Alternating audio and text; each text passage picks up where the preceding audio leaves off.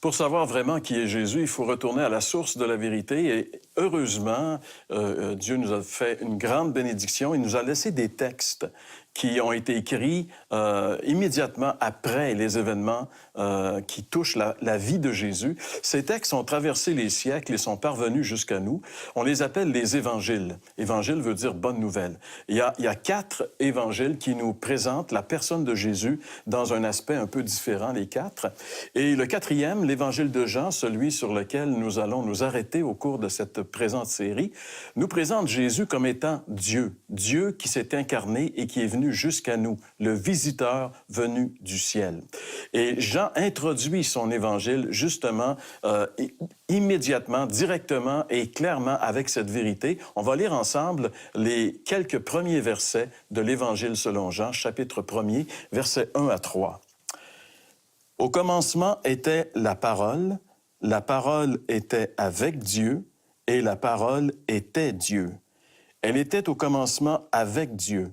Toutes choses ont été faites par elle, et rien de ce qui a été fait n'a été fait sans elle. » Jean nous dit au départ ici que au commencement, et c'est intéressant parce qu'il utilise en réalité les mêmes paroles du début de la Bible, de la Genèse, qui commence avec « Au commencement, Dieu créa les cieux et la terre ». Jean dit « Au commencement était ». Ce qui est intéressant ici, c'est qu'il part de la même source, c'est-à-dire du début de l'histoire de l'humanité, du début de l'histoire de la création, mais il dit « Au commencement était la parole ». Il ne dit pas « Au commencement commençait la parole ». Mais au commencement était. Donc, déjà au départ, il est en train de nous dire finalement que Jésus était déjà, il existait avant même que les choses qui sont créées soient créées. Dans Ésaïe, je pense, c'est le chapitre 9, le prophète, il dit « Un enfant nous est né, un fils nous est donné ». Alors, oui, il y a eu une naissance physique, on le sait, il y a 2000 ans, mais le fils qui existait, lui, a été donné. Il y a comme une différence là, entre les deux qui nous montre la préexistence, juste ce verset-là déjà. Et ce qui est intéressant aussi ici, c'est que concernant Jésus, il est appelé la parole.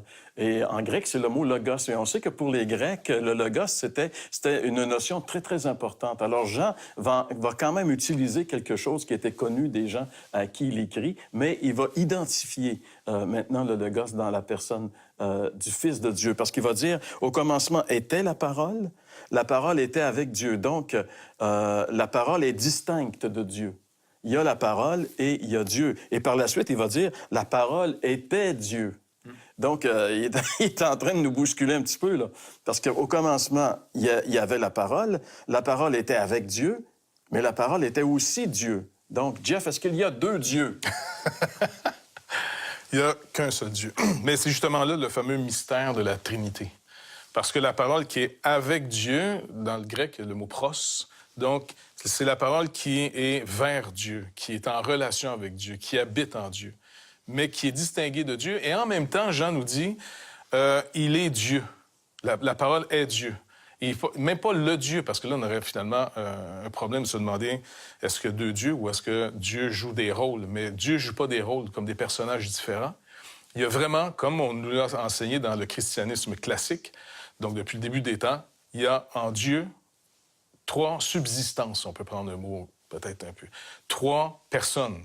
Le mot « personne » nous trompe un petit peu quand même, là, mais 3 subsistances distinctes qui sont tous les 3 dieux, véritablement. Le problème avec la fameuse Trinité ou le fait que Jésus est Dieu, c'est qu'on veut comprendre puis on veut classer ça dans des boîtes.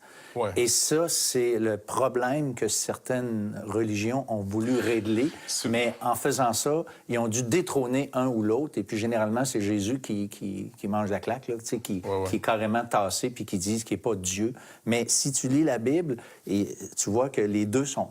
Juste essayer de concevoir, finalement, que Dieu existe avant l'existence créée. Parce qu'on est dans une existence créée. Ouais. On est dans une création. Et Dieu est distingué de sa création. Il n'est pas la création, comme certaines religions essaient de le prétendre. Ouais. Donc, juste penser que Dieu existe depuis tout le temps, mais que le temps, pour nous, ça fait partie de la création, bien, écoute, déjà là, nos neurones sont en train de se friser, puis ça n'a plus ce qu'on va, ça va. Mais on est obligé de constater que Jean nous dit, le personnage que je vais vous montrer, Les autres évangélistes vous ont parlé un peu d'où il vient, dans le sens, les prophéties l'annonçaient, la Vierge Marie l'a eu, ainsi de suite. Mais là, il va dire, laissez-moi vous rappeler qui il est, ce personnage. Il précède tout ce qu'on peut connaître de la création. Il est le Créateur. Le Créateur par qui toutes choses ont été faites et pour qui toutes choses ont été faites. Et là, c'est vraiment, là, tu dis, c'est le seul propriétaire qui arrive. Le seul qui a le droit de dire, c'est à moi. Tu sais, on parle beaucoup aujourd'hui, c'est mon corps, c'est ma vie, c'est mes affaires. Bien, finalement, on est de passage. Hein? Je veux dire, on ne possède même pas le corps qui est nous autres. Là. Donc, lui, par contre, il pouvait dire, tout ce que vous voyez et tout ce qui est, c'est à moi. Je suis l'auteur. Donc, il s'est incarné. Dans les déjà aux premières paroles, Jean est en train de justement nous bousculer un petit peu et de nous dire et de nous présenter un personnage qui est très important, un personnage qui est à la fois distinct de Dieu, mais qui est aussi Dieu. Donc, ça nous met dans l'obligation de croire que Dieu a un fils. On est obligé de... Si on ne comprend pas tout de suite maintenant le sens de ce qu'est la parole, si on demeure figé sur ces versets, il y a une entité divine qui s'appelle la parole. Et comme tu viens de le dire, c'est le verset 3, il est dit ici, Jean dit, toutes choses qui ont été faites par la parole. Et on sait très bien que le livre de la Genèse nous dit comment Dieu a créé les choses. Et même les psaumes nous disent que tout a été créé par la parole de Dieu. Et la façon qu'il fait, c'est que Dieu dit et la chose arrive. Il n'a qu'à le dire. Donc, c'est la puissance de sa parole. Et cette parole créatrice, bien, il vient de nous dire ici, elle était avec Dieu et elle était Dieu et toutes choses ont été faites par elle. Et ce qui est intéressant, si on va au verset 14, si on saute au verset 14, il y a un événement très, très important qui se produit avec la parole ici. Il est dit, la parole a été faite chair. Et elle a habité parmi nous pleine de grâce et de vérité, et nous avons contemplé sa gloire, une gloire comme la gloire du Fils unique venu du Père. Alors ici, Jean va un petit peu plus loin maintenant. Il nous présente d'où vient la parole, qui est la parole au début. Maintenant, il dit cette parole qui présidait la création, ce principe qui a créé tout ce qui existe, à un moment donné, nous a visités sur la terre. La parole est devenue chair. Ça veut dire que c'est l'incarnation, finalement. La parole éternelle de Dieu est venue habiter dans une chair semblable à la nôtre. Et ça, c'est Jésus-Christ en personne. Ça, c'est quand même une marque d'amour absolument incroyable. Parce que souvent, dans les religions, ou même dans le concept de l'amour, les Grecs concevaient l'amour comme on regarde vers plus haut. Dans l'amour, il y a l'admiration. Donc, pour eux, la divinité ne pouvait pas aimer la créature. Seules les créatures pouvaient aimer le Créateur. Parce qu'encore une fois, dans le concept qu'ils avaient, eux, de l'amour, on admire. Dieu ne peut pas admirer plus que lui-même, dans le sens, quand tu admires, c'est que tu considères quelqu'un de plus que toi. Mais l'amour de Dieu, qui est un concept vraiment biblique. Parce que même dans l'islam, on n'a pas l'amour de Dieu. On a la compassion de Dieu, on a la miséricorde de Dieu, mais on n'a pas l'amour. Dieu n'a pas l'amour pour sa créature. Parce que ça serait, pour eux, dans leur concept, justement un concept qui est un peu comme chez les Grecs, rabaissant l'être qui aime. Parce que quand tu aimes quelqu'un, tu vas vers lui. Mais pour eux, le concept, c'est que tout va vers Dieu, c'est le plus grand. Mais Dieu révèle quelque chose d'incroyable, parce que Jésus, en se faisant homme, c'est comme si on dit « j'ai vu Dieu en personne voilà. ». C'est vraiment l'expression, elle est là. Eh bien, finalement, c'est de nous montrer que ce Dieu qu'on adore, le créateur de l'univers, il est humble, il est doux. Jésus dit « je suis doux et humble de cœur ». Donc, il y a quelque chose de Dieu que même les anges avaient peut-être jamais constaté de Dieu.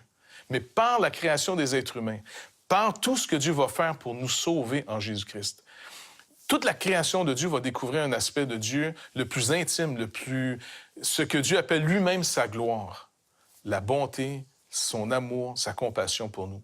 Écoute, c'est trop beau, c'est quelque chose d'incroyable. Alors donc, cette parole éternelle qui a amené tout à l'existence prend chair, vient nous visiter. Et il y a un dernier verset que j'aimerais qu'on voit ensemble ici.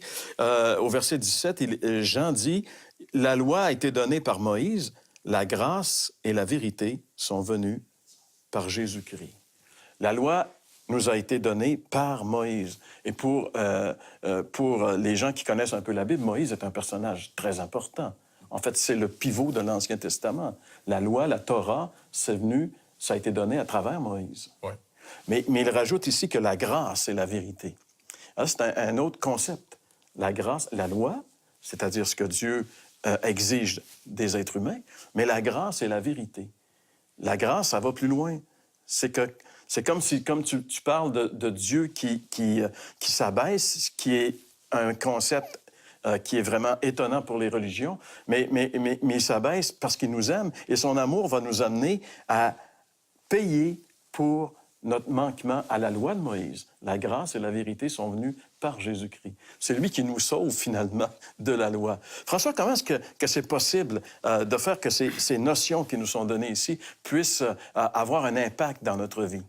Bien, d'abord, on n'a pas lu le verset, mais il y a un verset qui dit, au verset 11, c'est marqué « Elle est venue chez les siens ne l'ont point reçue, mais à tous ceux qui l'ont reçue, elle a donné le pouvoir de devenir enfant de Dieu. » Alors, il y a un concept qui est faux dans le monde, qui circule, c'est le concept qu'on est tous des enfants de Dieu. C'est pas dans la parole de Dieu. On est tous des créatures de Dieu, ça c'est une chose. Mais le concept de dire qu'on est tous des enfants de Dieu, c'est pas vrai, parce que le verset dit tout simplement qu'on peut devenir enfant de Dieu et on doit devenir enfant de Dieu. La Bible nous dit que Dieu a tant aimé le monde qu'il a donné son Fils afin que quiconque croit en lui ne périsse point, mais qu'il ait la vie éternelle. Alors, chacun d'entre nous, on est devant cette décision importante. Que ferais-je de celui qu'on appelle Christ? Si Jésus est, comme on le dit, Dieu fait homme, si Jésus est celui qui est venu dans une chair semblable à la nôtre et qui a finalement été crucifié sur la croix, la Bible nous dit que la colère de Dieu a été portée sur lui et que c'est lui maintenant qui peut nous sauver, qui peut nous délivrer, qui peut nous purifier, pardonner nos péchés pour que nous puissions en effet devenir un enfant de Dieu. Alors, on ne naît pas enfant de Dieu, on le devient, avait dit, je pense, Saint Augustin, un des pères de l'Église. Alors, aujourd'hui, vous qui nous écoutez, vous devez aussi prendre une décision devant celui qui s'est incarné, celui qui est devenu homme tout en étant toujours Dieu, qui a pris sur lui le châtiment qui devait être sur nous pour que nous puissions en être exemptés. C'est ça l'Évangile.